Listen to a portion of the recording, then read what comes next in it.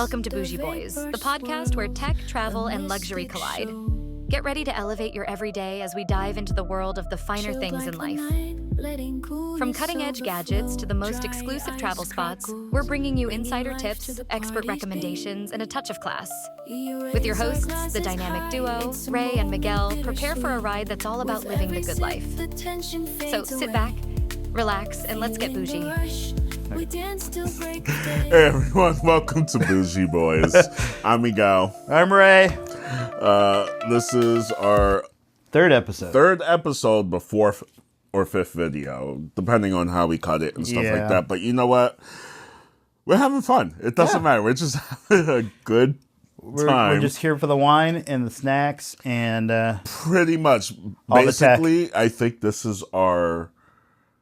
If I look at how we've been doing things so far, this is our like man time. Not man time in a way, but it's our it's a guy time. yeah. You know, it's just us hanging out and just talking about things we like. It's our bro time. It's definitely bro time. It's a bro time. Although I already got texts from my wife from last week's episode about the divorce part. See? I know it. I got death threats. No, I'm just kidding. She didn't give me death threats. She just said that was rude. I was being rude, and I agree. It was taken out of context. It was all told about you. first class, though. I mean, I told you. I told you she was going to get on you. speaking of that, though, it was just funny because of the timing of that kind of we had in the past week or so.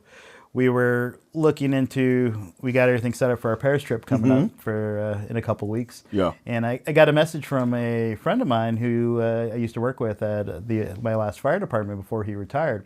So apparently he's working at Delta now. And I'm not sure what his position is, but he probably high enough that he messaged me. He's like, "Hey, are you flying Delta by chance to Paris?" I said, "Yeah." He's like, "Well, I'll look into see what I can do to hook you up." I was like, "Ooh, sweet." But he can't do anything until hours before the flight. Yeah. So, we're going to have a conversation off camera. but so he did that, and then my wife's like, and he said, "Is it okay that if I only have one or two spots that I separate you guys?" And so Caroline and I were like, "Okay, yeah, that's fine, you know." Yeah, as long as she's in the first class, if it's only one. And that's what I told her. I was like, well, you know, she's like, if there's only two, you know, you can't leave the kids, but, you know, you can let me and Laura and, like, the girls can go up front.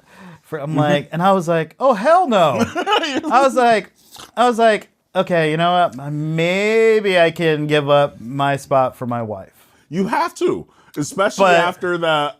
From last week's cast. But I'm like, at least you're not in the doghouse. Outside of that, I was like, I cannot give up my dream. My goal is first class international. Because it is more than 5 hours. Yeah.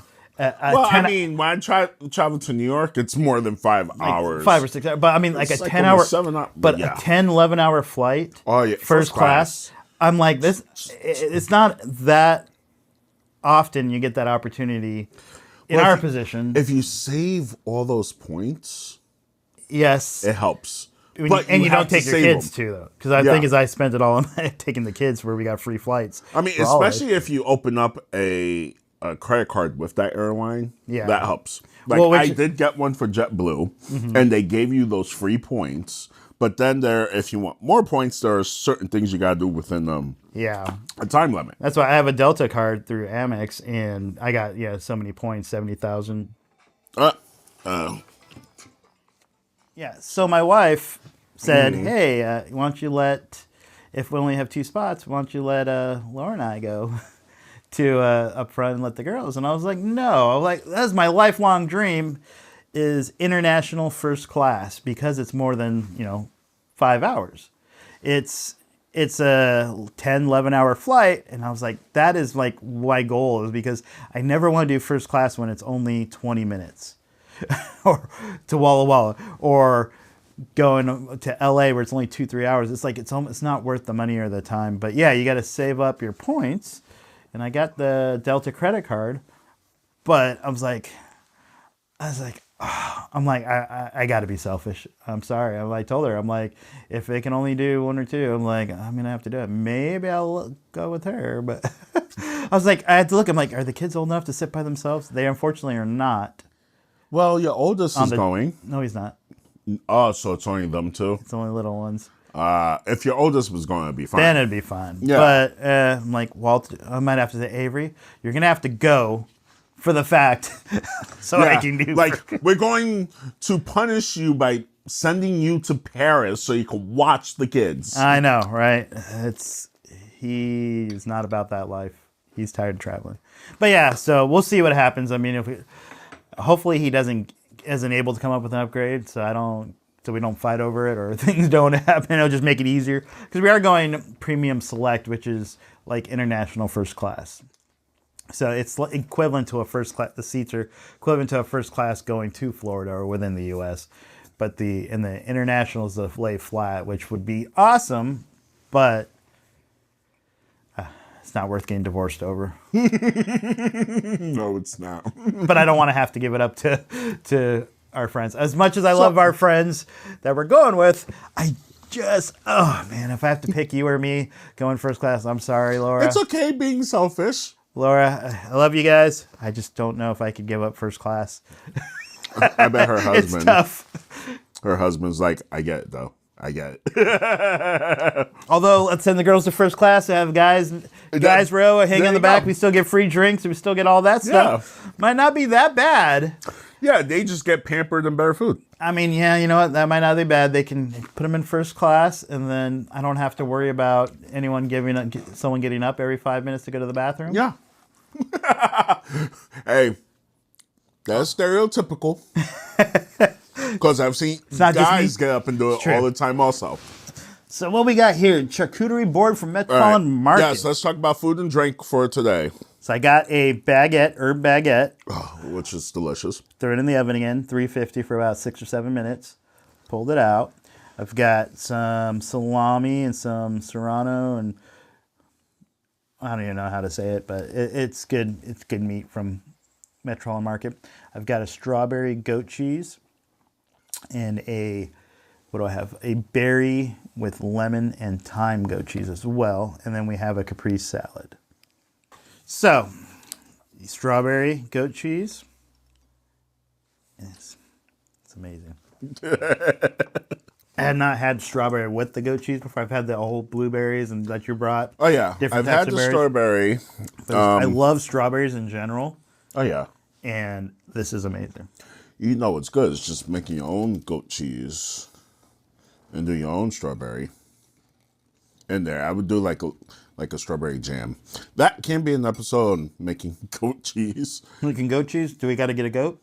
We don't have to milk goat cheese. We can make it, though. We call old school turn some butter. Yeah. So, catching up from last week, anything exciting happened to you this past week? You first. Oh, okay. You got food. So, for me, as you see, we've changed the room again, added some more stuff. I've got more lights this time because last time we used the GoPro for the wide angle for both of us, and the quality I wasn't impressed with the quality and the lighting.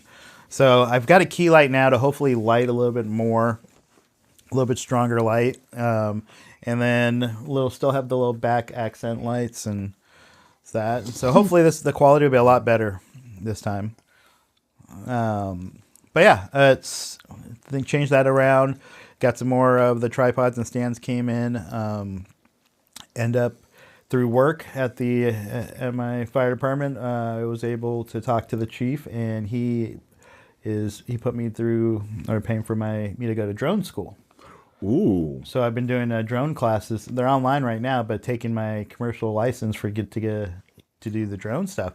Because I just got a drone today that came in the mail. I haven't even opened it yet, but unpackaging. Yeah. So getting to the drone class, doing all that stuff, get reimbursed. Yeah. So that way, because the plan is at work to use a drone to. Eventually, we'll be using drones for like wildfires and brush fires, or even on the water along the side. If we do any kind of rescues, we can send a drone out to see who the swimmers, to see the status of the patient before we get there. So now I have seen for like the ferries. So I work for Watch State Ferries, and like they have rescued people. They had dropped boats in the water to rescue people who's been stuck or something like that, and wait for the Coast Guard to get by. Because, the ferries have their own routes. Yeah. But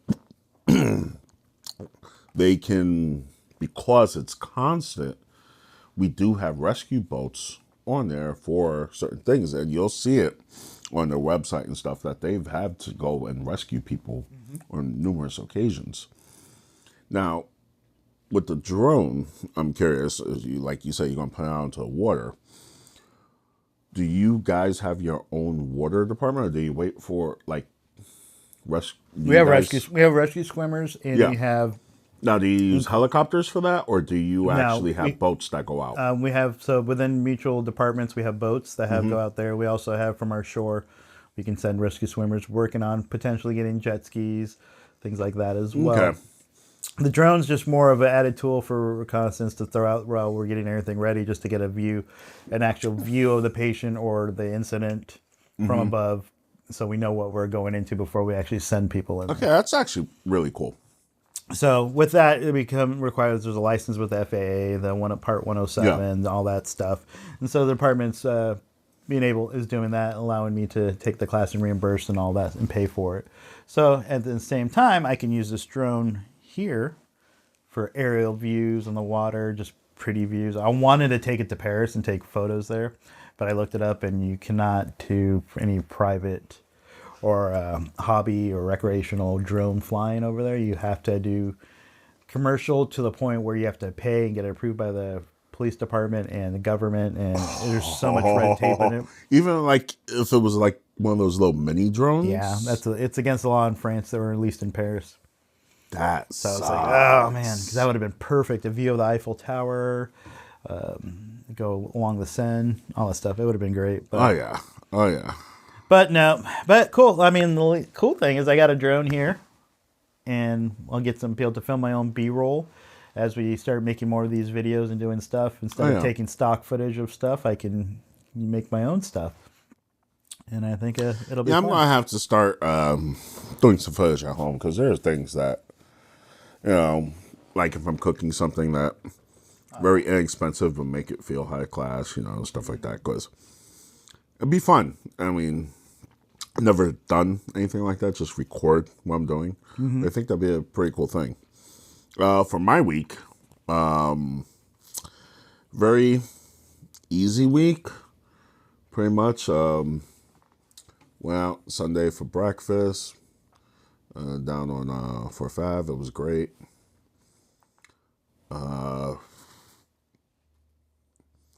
So, besides that, it was just work. I had past couple of nights at work. We have these up on the ferries. So we got one of the ferries is in right now. Had to get the batteries for a system. And they're these big, huge, deep. They're like, they call them D batteries. They're like this big. And each one's 12 volts. Okay. But they're big. They're supposed to last long. High amperage. And, it was fun because instead of trying to carry them down and kill our backs, we were able to use the chain falls. And then we had the remote, the electrical chain fall to bring it all the way down into the space. This is an engineering space. And it's for the 24-volt system that they have for a lot of their alarms and things like that. Though I can't talk about everything. Yeah. Some stuff is proprietary to how the ships function. I mean, it's a ferry, but it's still under Coast Guard rules and stuff. But it's pretty cool. Besides that, I had lights that were having problems, and a lot of the ferries now are changing over to LED lighting, which is really cool. Instead of having to go and change out bulbs, they last a lot longer. They give out better light, especially at night. More efficient. Yeah, they're more efficient. They don't use as much amperage. Just to let you guys know, I'm an electrician for Washington State Ferries. If you haven't seen any of especially our first one, we did a lot of introductions. and work at their maintenance facility in Bainbridge Island. But yeah, so it's very more efficient, and it's great because once you get those lights up and running and the cars are going at night, you got those lights on, and it's perfect for that, you know? Yeah. Compared to the old incandescent bulbs that go out and blow out, and you have to go up there and change them, and you can't do that a lot of time. It takes time. Yeah. You know, and especially when they're in the middle of the middle car deck that's, you know, like 4 stories high. Like, those lights are going to stay out until we get into the yard. You know? Take a drone, have the drone go up there and change it out. No, so that's basically what's been going on. It's nothing too crazy.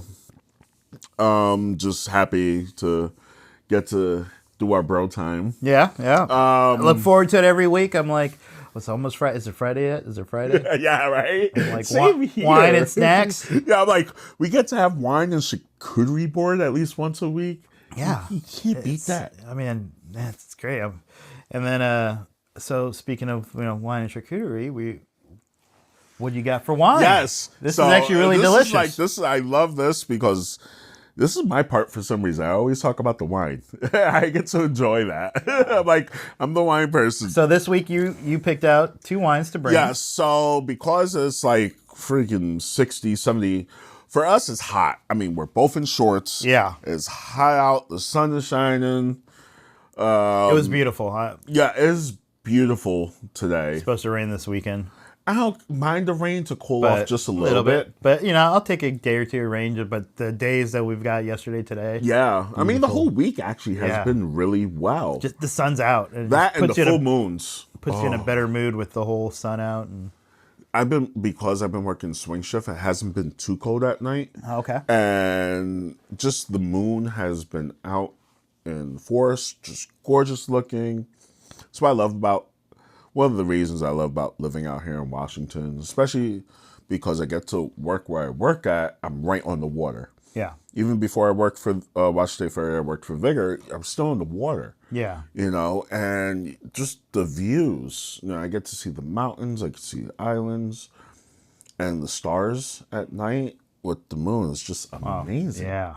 You know, I mean, it's a lot people don't appreciate, I think, just going outside and just looking up. And that's why, like, even when I was living in California, just the weather, and then weather is always nice down there or hot, and got to the point where, like, you just don't appreciate it as much because it's all the time. Being on the beach down there, you know, having all that stuff in California, and it's like, but when you're up here and it rains a lot out of the year, and when those days do come and it is a beautiful clear sky, stars are out, the mountains out, as we say out here in the Pacific Northwest. Oh yeah, you see them it's a mountain day. It's a good mountain day when you can see. But you really appreciate the sun and the weather. Yeah, a lot more than I did. You do.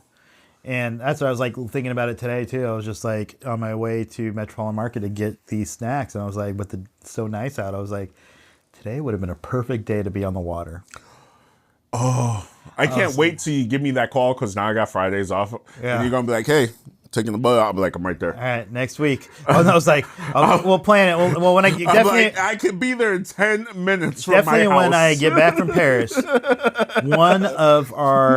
we'll definitely do one of our broadcasts where we do the recording. Oh yes, we'll be from the boat. We'll do a guys thing, you know. Yeah, definitely. That would be fun. There is a couple pull-up restaurants we could go to also. Yeah. Do some charcuterie over there. Do some snacks and wine there. Yeah, we could take the boat out. Gig Harbor or some. Yeah, pull up to the places and go enjoy ourselves. Yeah, that would be cool. That'd be cool. So I think you're not supposed to drink on the boat. Technically, I never drink on the boat. No, because you're driving. No, I never. No, we have virgin daiquiris. That's what we'll do. Non-alcoholic rosé. Yeah, there you go. They have them. I don't want it. All right. Hey, it's like decaf. It's like decaf. You know, I like drinking my coffee, but it's not worth the decaf. Remember when we were growing up, the only non-alcoholic drink. Zima? No, because Zima was a little bit. No, Zima was alcoholic. Yeah. O'Doul's. Yeah. They used to give us that in the Navy. As in the Army too. Army too over in Iraq. The substitute was O'Doul's. And now when you look at some of the stuff they have now, I'm like, where was that when I was younger? Because that stuff tastes good. Yeah. Compared to O'Doul's. O'Doul's. Oh my God. So, all right. Let's tell me more about this wine. Wine. It tastes really good. Yes. Really fruity. So this here is Chateau Saint Michel. Okay. This is one I get from my your club. From the club, yes, this is one of the ones I get from the club. So this is a 2023 Janté Sauvignon Blanc from Yakima Valley. It's a limited edition release. So I was looking to see if, I talked about the app last time to see if I could get this up there. It doesn't because it's a limited release. This one was done, which I love how they put this up here. We'll probably do a zoom in later on for this. But up here, besides putting the how many cases, which this one have 3,590. Okay.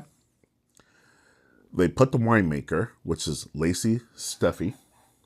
I believe that's pronounced right. Steffey. Steffi. Steffi. Yeah. Stefan. Not Stefan. Stefan or Carl. Urkel. We're not making fun of your name, Lacey. Janté is no wallflower. She shines on the dance floor. Intense flavors and aromas of passion fruit.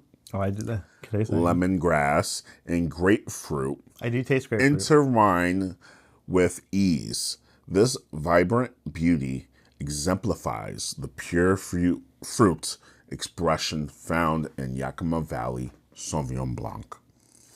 And of course, awesomeness because it's just a twist up. No, a very, very good wine. I taste a lot of grapefruit. It has 13 alcohol percent by volume. Delicious. Yes. I'm not a big white wine fan as much. I think maybe as I was younger, I've maybe been scarred by some of the other like dessert wines or certain types of Chardonnays, and it's been acquired taste. So for one of my past relationships who really introduced me in wine and into the Boujee lifestyle and stuff like that, this was Sauvignon Blancs from Chateau Saint was one of her favorite wines. And for me, when I came up here, I've learned they have more than one just regular Sauvignon Blanc that they send out. Okay. Like one of these special editions here. And what I've learned about the way their wine is, especially Sauvignon Blancs, it's not a fruit white wine, which a lot of people, Pinot Noirs, Chardonnays. Chardonnay's very buttery. Yeah. Depending on where the wine is at, where they're at, a lot of people associate white wine as sweet. Mm-hmm. You get, like Barefoot has a lot of white wines. Yeah. I think as I was younger, not really into you wine as much. I went to cheap Barefoot wines. Especially with, and I say when we were younger, Boone's we Farm. were influenced by the girlfriends we were with. And wine they coolers, drank wine, Boone's wine Farm. coolers, stuff like that. But compared to something like this, where it is dry, it is crisp. Mm-hmm. Especially when it comes right out of the fridge. It's cold, it's crisp, it's refreshing. It's like apples. It's like biting into a cold apple. Yes. I can agree with that. And it's just like, it gives you something like, ooh, I feel you don't get the alcoholic or the heaviness of like a red wine would give you. Yeah. You know? And so this is why I wanted to bring white wine this time. Very light. And yes. Great for this warm day. And it's perfect outside. It's like almost like having a nice ice cold beer after work. Sitting out there in the afternoon or evenings. Just kind of sun's out still, and you're just kind of. This is perfect for that, especially if you do some grilled fish, some shrimp. Ooh, seafood. Okay. Yeah, seafood with this. Some lobster. Yeah, lobster, because it doesn't overpower the flavors. You know, and it also helps cleanse the palate. Okay. Because it has, like I said, passion fruit, grapefruit, the lemon. It helps cleanse the palate. And if you think about that, these are things you would also sprinkle over fish. Okay, yeah. You know, you would do the lemongrass. I've never really sprinkled passion fruit on it. Actually, passion fruit is great with some cold tuna. Okay.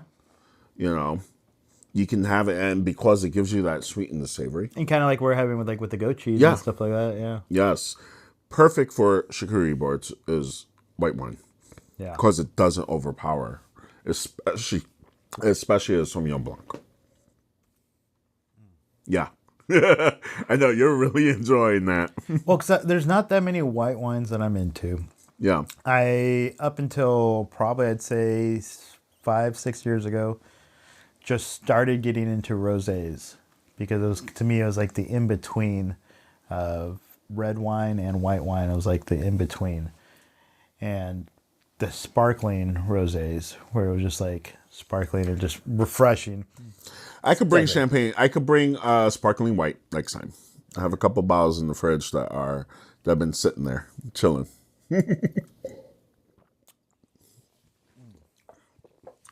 So, So next week, because next week's my turn to bring it, but I'll do one bottle, you do one bottle. Bring that white, and I will do a rosé. Okay. I'll get a sparkling rosé, and then you bring them when you're. I'll bring a sparkling white.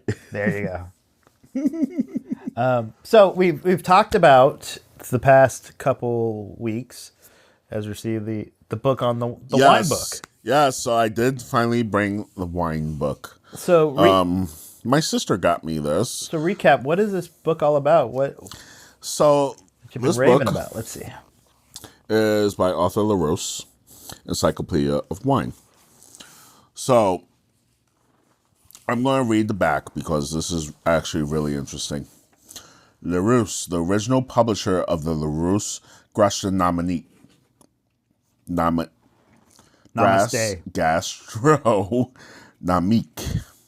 is a proud LaRose Encyclopedia of Wine. A completely international, accessible, and strikingly practical reference for novice and experts alike. There's a lot more, I'll just keep it at that. But I want to give a shout out to my sister, Erica, who got me this. I appreciate it very much. I've been going through it little by little. It's a lot. I mean, it actually starts with the history of wine from the Greeks to today. So, since we are here in Washington, and I know we talk about all kinds of wines, but, you know, we have a Washington wine, and I do have another wine we'll talk about later. That's a California wine. And a lot of people look at the wines, especially California wines, are very popular everywhere. You know, yes. Washington wines are getting popular everywhere.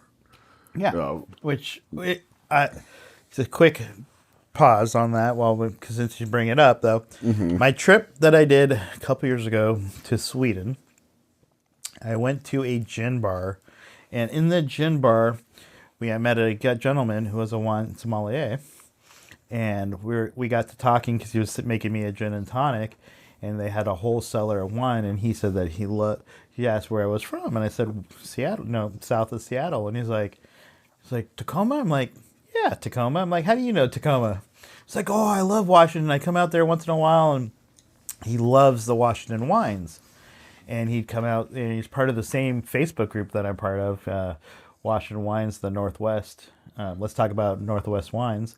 And I think I'm part of that too. Are you? Yeah. Yeah. I have to So double check. he's part of that, but he's all the way in Sweden, and I'm like, oh, you're in that group? Okay, cool. And we got to talking, and he said he's like in love with Washington wines. Mm-hmm. I mean, this is a guy from Sweden who has access to Italy, Italian wines and all these other wines, but he loves Washington wines.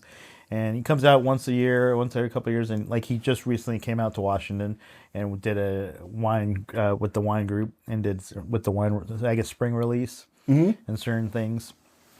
But he was talking about it. He's like, we don't have enough Washington wines in Sweden or international. The problem that we have with Washington wines is the fact that Washingtonians, us as Washingtons, we drink most of our product. Yeah, we do. We don't export as much as we probably could because we drink probably about 80 to 85% of our product locally here within Washington. Yes. Or even maybe other states. But when it comes to exporting out to other countries, only 15 to 20% make it out international.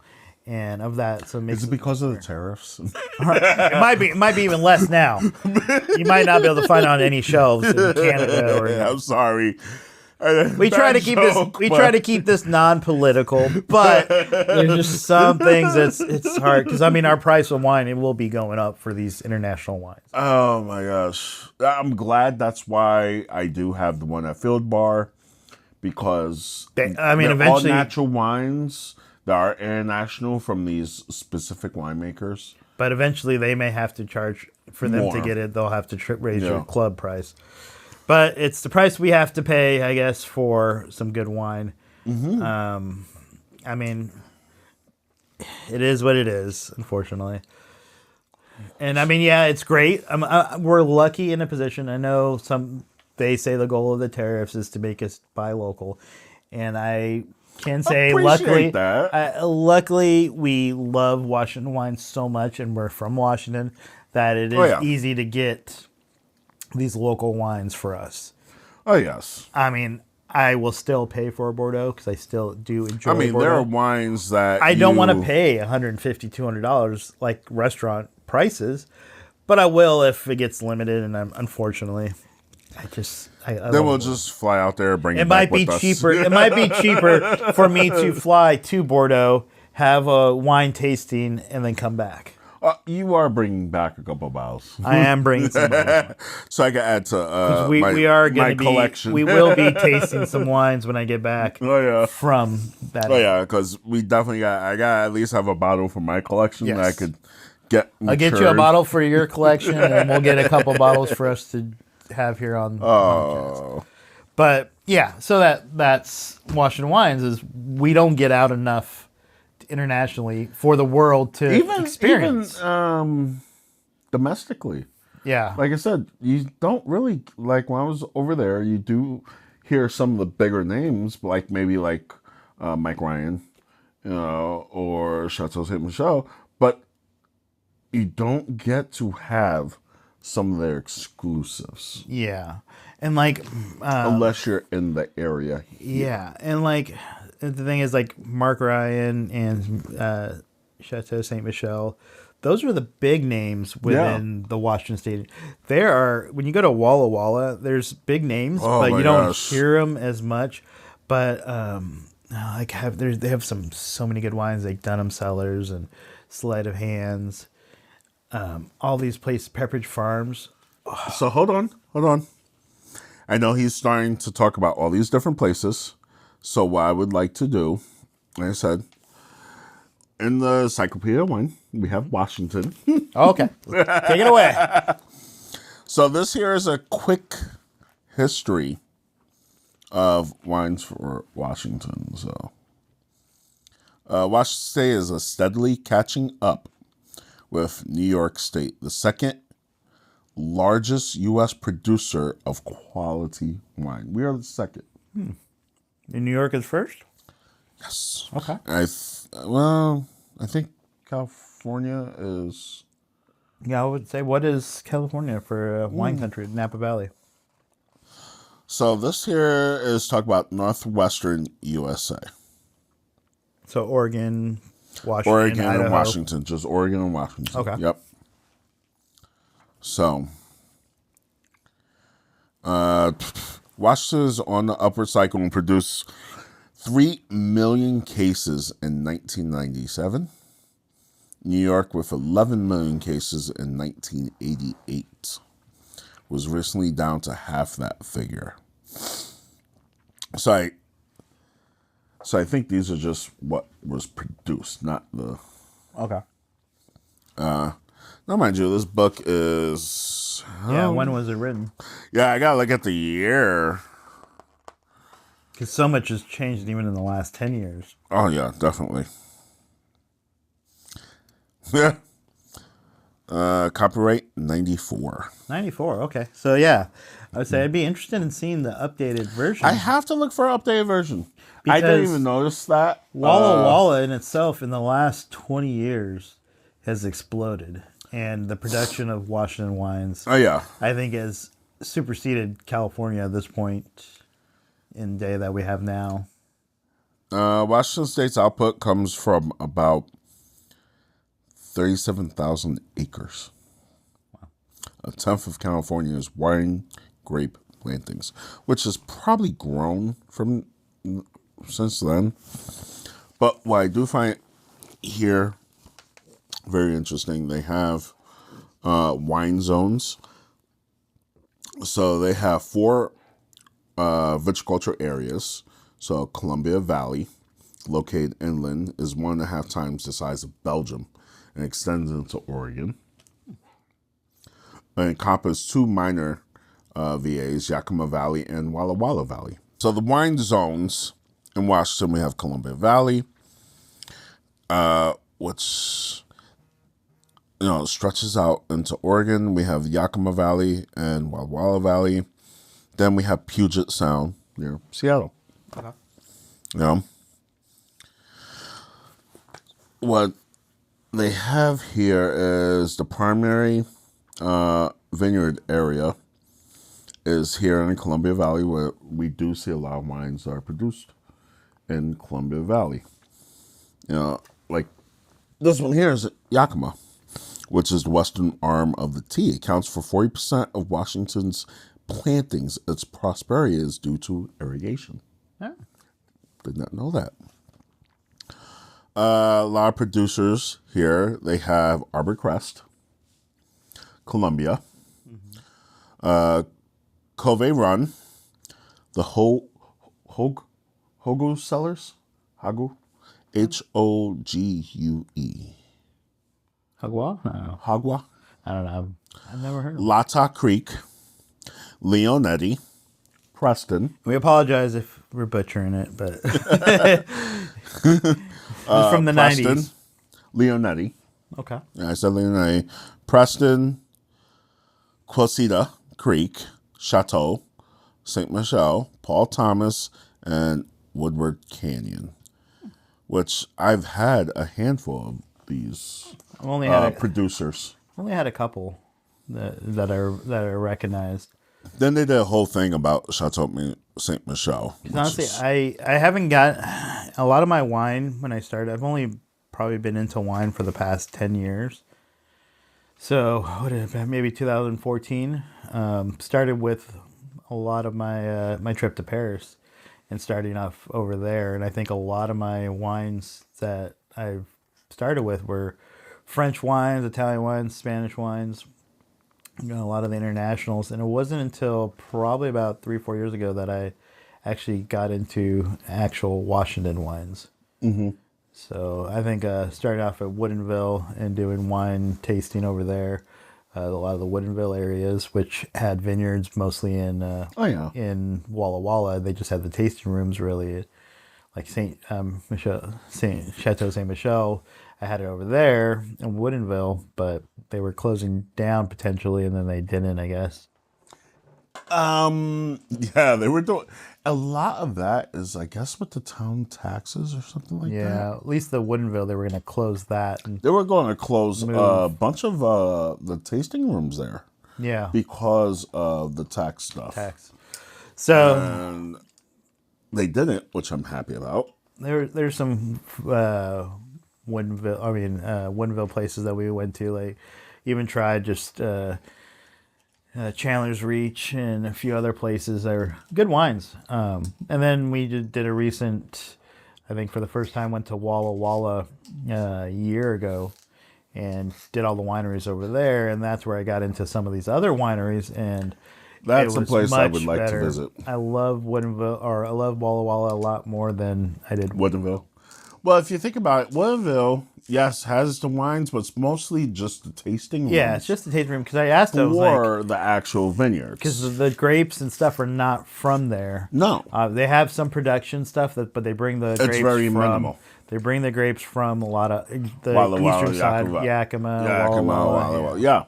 It's because of the mountainous regions. The weather. It's the weather. It's the conditions of growing those grapes, which do, like you said before, match with how France is in certain areas, certain regions, because of that the latitude line. Yeah. You know? So this book, which I very much do enjoy, breaks down, the history of wine, the ancient Mediterranean. It shows choosing wines. So choosing a white, choosing a red, choosing sparkling, all types. Buying wine, grape varieties, which is the biggest one, is actually understanding grapes and what it goes into the fuller wines. Yeah. Keeping wine, so storing and how long to have it for. Serving wine, how to taste wine, wine and food, winemaking today, maturing wine, world wine zones, which gives you, France, which is the big one, Germany, Switzerland, Austria, Benelux, which I actually don't know that one, Italy, Spain, Portugal, and the Mediterranean, the Danube and the Black Sea, North America, which basically covers California, northwestern USA, and northeastern USA, South and Midwest, and Canada, Central and Southern America, Australia, New Zealand, and South Africa. Then you have a couple things, rest of the world, England, Wales, India, China, and Japan. So, I mean, it's a great book to first, if you don't understand wine, just going into it and reading, especially the history. Wow. Because you have wine gods. If you look at the Greek gods, Dionysus, he was the god of wine. Well, it was the god of. I remember because I looked into that, especially after the Olympics in France. Because was it him that the blue guy that they were portraying in their thing? I can't remember. Because I don't know if it was because the god of wine, but it was like the god of feeling good or partying or something. Like it was like a party, but I can't remember if it was wine particular or if it was overall. Here we go. It was like orgies and wine. Wine and orgies. Wine and orgies. Aphrodite. All right, they have a whole section here for wine gods. Okay. Which is cool. So it says Dionysus was only one wine god among many, and similar legends appear in other cultures with remarkable consistency. An inscription from 2700 BC names the Sumerian deity Gestin, which means mother vine stock. Another Sumerian god was Pa-Gestin Dug, or good vine stock. His wife, Ninkasi, was the lady of the inebriating fruit. I didn't know any of this. Like I said, I've been reading this, but usually just pieces here and there, because I'm looking at like couple of different regions. It's just jump into the meat and potatoes, and not necessarily the introduction part of it. Yeah. But the wine gods is really cool. Like in Egypt, there's Osiris. I didn't know Osiris was the wine of God. Yeah. Was the god of wine. A lot of these gods the are wine itself familiar. was sometimes called the tears of the god Horus, or the sweat of Ra, the sun god. Okay. I've heard these names before. I just never really dug deep into what they were. So, anything with the Greek gods, there is a direct correlation with the Roman gods. So when Rome took over Greece, they actually basically took over their gods, gave them new names, and that's their warlike side. Okay. Because the Romans were very warlike. Yeah. You know, so you had Zeus, Jupiter. That's what it is. So they actually... Drops of Jupiter. Yes. So you have Zeus with Jupiter, Hera as Juno. Juno? Juno. Yeah, the queen to all the deities, Juno, the wife and sister of Jupiter, which is the same. So do you understand something like... And I know we're going into gods and stuff like that for Romans and Greeks, but if you think about the history of the world, you know, and if you think about like Caesar, if you think about all the different things, there wine, even in religion, with even Catholicism, you know, being Catholic, or you drinking, they use wine as the representation of the blood of God, or the blood of Jesus. Yeah. You know, and they use bread or wafers and Roman Catholic Church for the body. So food and wine has been an essential part of our lives. I mean, Jesus turned water into wine. Jesus turned water into wine. That's one of his most famous miracles. Tricks. Yeah, parlor tricks. Miracles. And I'm like, it's funny because I saw a TikTok and the guy dressed up as Jesus, and he says, "What are you going to do if I walk into your house?" And the TikToker was like, brought all his water out, and he was like, "Here you go." Here you go. You want to change your wine? But wine and food, and we do equate a lot of that as being bougie in the way, or high class, not even being just bougie. It's being considered high class. Because if you're able to pay the extra money for the high-end restaurants, or to have that specific cuisine, to have that specific wine, it's considered being bougie. Because you are doing something that even commoners, as they considered back then, can get wine. You know? You mean peasants? Peasants or commoners, you know, depending on the class. Not in reference to anything that's recent politics. I've just been talking about peasants. But these were the people who made the wine. Yeah. You know? The everyday people. The everyday people are the ones who made the wine. They're the ones who crushed the grapes. The blue collars. The blue collars. Who enjoy white collar stuff. But wine has been a part of the world history just as much as food. Yes. It's always been a thing, especially together. That's why you have a lot of comparisons with food and wine. That's why you have like ambrosia, which is like the wine of gods. You know, to become immortal, if you ever had ambrosia, it's the wine of the gods. You know? So just talking about this, like I said, between Roman gods and Greek gods, you had the Hera and Juno. You had Athena and Minerva. You had Ares, and then Mars. Okay. You know, Aphrodite, Venus. Apollo was same as Apollo, which is interesting because you're looking at like planets and stuff like that with some of these names. Yeah. Like the Roman gods were sort of almost like planets names. Artemis, which was the huntress, was Diana, goddess of the hunt.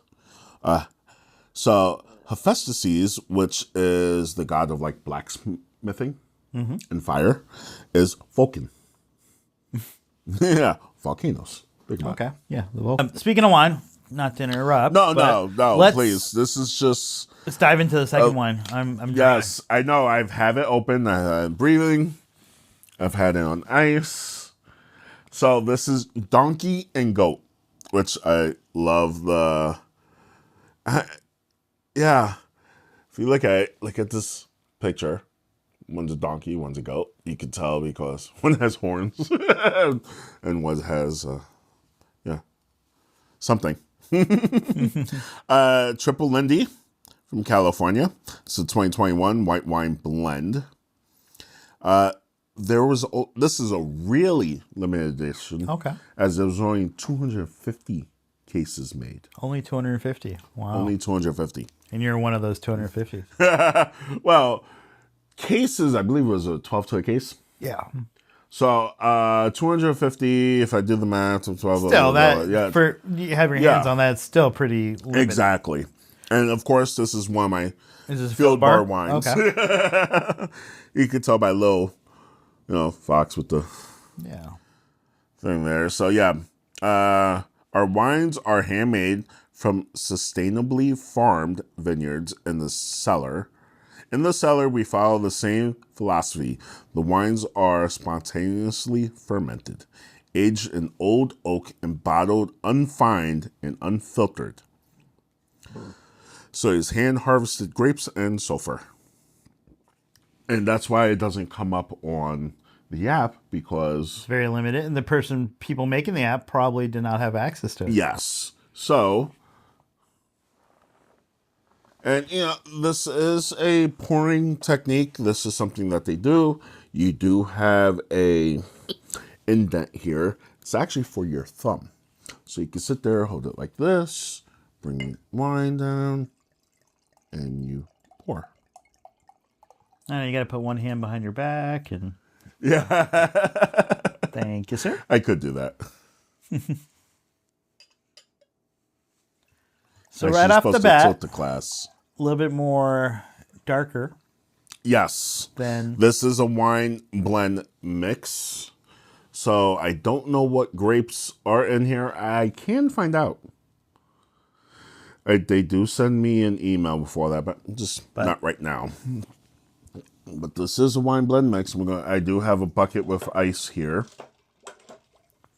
Because you want to keep your white wine chilled. Ooh, that's interesting. So it kind of tastes like is there Chardonnay in there? It does taste like a little buttery.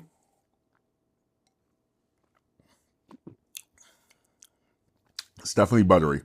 It's like popcorn. But it's not like a Chardonnay where it's too buttery. Yeah.